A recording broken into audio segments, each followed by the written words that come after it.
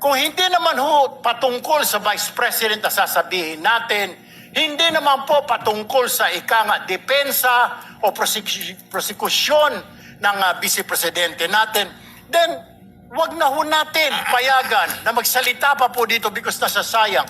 Because every minute, every hour that we waste away from the defense or from the prosecution of the case of the Vice President, this impeachment court was established to try the Vice President of the Republic. Ang punto ko po rito, kasi napapansin ko po ilang araw na nagagamit po natin ang impeachment court, ang oras po ng impeachment court sa pagpapaliwanag. Naintindihan ko po ang posisyon ng aking kaibigan, si Senador Robin Padilla, yung kanya pong frustrations. Ito po ang original, nakalagay po dito. Nag-file ako. Nakalulungkot po na pati ang media ay nakikisama sa ganitong klaseng propaganda. Pero gusto ko lang po sana ipaalala sa ating presiding officer, sa ating pong Senate President, at matanong, ano po ba ang ating ginagamit na rules ngayon? Pwede po ba yung mga problema po labas sa impeachment court na ito o labas sa kaso ng Vice President ay dadalhin natin dito? Di po ba ang korte na ito na itatag para po sana kay Vice President at kay Vice President lamang? Mga ebidensya, mga testimonya, mga pahayag patungkol lamang po sana sa impeachment ng Vice President. Kasi dito pong mga nagdaang araw, Mr. Presiding Officer, Senate President, mga kasama, napansin ko po na nagagamit ang oras po ng impeachment court sa pagtatanggol po ng mga nakaraang araw ng sarili ng ilan sa mga kasamahan natin sa mga akusasyon. This is not the right forum and the right venue and not the right time to explain your situation.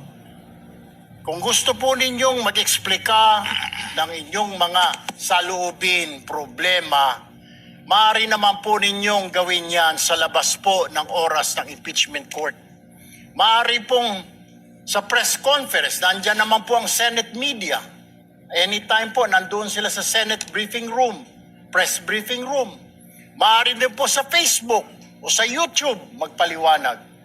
Huwag po nating gamitin ang oras ng impeachment court sa pagpapaliwanag o sa pagtatanggol ng ating mga sarili simula pa po noong nakaraang linggo. Because the time we waste here to defend ourselves, defend what we believe or what have you, is an injustice to the Vice President. Yung oras po na ito dapat ilaan natin sa pakikinig sa depensa ng Vice Presidente, sa mga akusasyon laban sa Vice Presidente, hindi po pagdidepensa sa mga sarili natin kung tayo inaakusahan ng kung anong mga ahensya, kung tayo po ay may mga kaso, may mga investigasyon. This is not the right forum, Mr. Presiding Officer, Mr. President, Senate President. This is not the right place. This court was established, was created, the impeachment court, for the Vice President and Vice President only. This should be her time. This should be her forum, not our forum here na ilabas natin ang saloobin natin, mga sagot natin sa mga akusasyon, mga kaso laban sa atin. And this is not also the time, Mr. President, Mr. Presiding Officer, na hanapin yung mga kasama nating nawawala, nakakulong. Dapat po doon sa Senado natin, sa sesyon natin, and not here in this court, Mr. Presiding Officer, Mr. Senate President. Kaya pakiusap ko lamang po sana sa ating mahal na Presiding Officer and Senate President, let us follow the rules. May rules ho tayo. Kung hindi naman ho patungkol sa Vice President na sasabihin natin, hindi naman po patungkol sa depensa o prosekusyon ng Vice Presidente natin, then wag na ho natin payagan na magsalita pa po dito because nasasayang.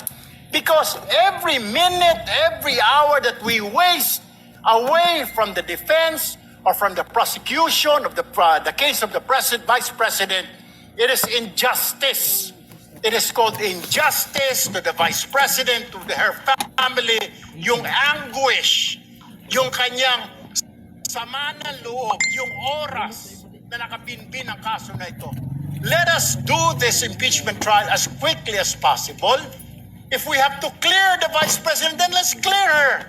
If we have to prosecute, then prosecute her with the evidence kung meron. Not waste our time kung ano-ano sinasabi natin dito to protect ourselves, to defend ourselves. This is not the right forum, Mr. Presiding Officer. Kindly wind up, Mr. Senate Senator Judge President. Sherwin Tulfo. This is not the right forum for us to defend ourselves. Bring it somewhere else. Bring it to the press. Bring it to the social media, but not here. Thank you, Mr. President.